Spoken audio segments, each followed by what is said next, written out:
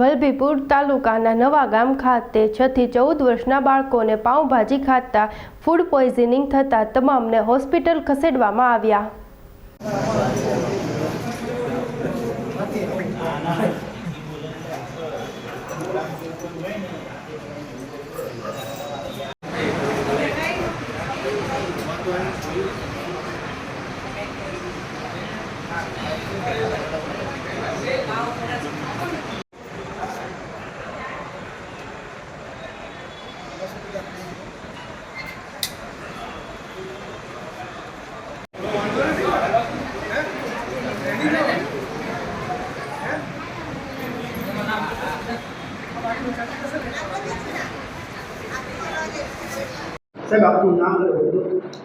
હું ડૉક્ટર બાલકૃષ્ણ સોલંકી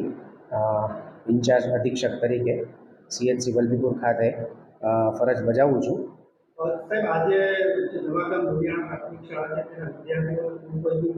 એવી હાલત હતી, હાલમાં કેવી કંડિશન? જી, આજ રોજ સાંજે 4:30-5 વાગે આજુબાજુ અમને સમાચાર મળતા નવાગામ ધોરિયાણા પ્રાથમિક શાળાની અંદર બપોરે પાઉંભાજી ખાવાથી આશરે 15 થી 17 બાળકોને ઝાડા ઉલટી થઈ જવાથી તેઓને અહીં લાવેલા અને અમને સમાચાર મળતા અમે પહેલેથી જ બધી તૈયારી કરી રાખેલી, જેમાં દરેક બાળકોને દાખલ કરીને અને જરૂર પૂરતી સારવાર બધા બાળકોને આપેલ છે તથા CHCનો તમામ સ્ટાફ પોતાના ડ્યુટી અવર્સ બાદ ઓવર વર્ક કરીને પણ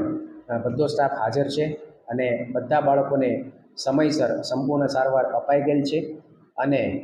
કોઈપણ બાળકને અત્યારે કોઈપણ પ્રકારની સિરિયસ સારવારની અથવા તો આગળ રિફર કરવાની જરૂર જણાય એવું અત્યારે લાગતું નથી।